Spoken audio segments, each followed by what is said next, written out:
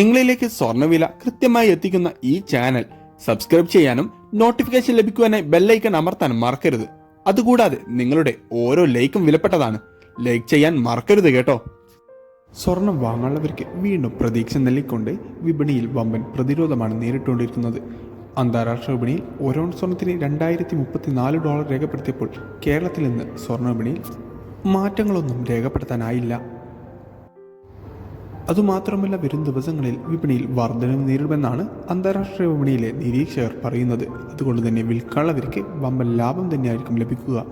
24 carrot സ്വർണ്ണവില ഗ്രാമിന് 6150 രൂപയിലും 22 carrot സ്വർണ്ണവില മാറ്റം രേഖപ്പെടുത്താതെ 1 ഗ്രാമിന് 5775 രൂപയും പവന് 46,200 രൂപയിലുമാണ് വ്യാപാരം പുരോഗമിച്ചുകൊണ്ടിരിക്കുന്നത്.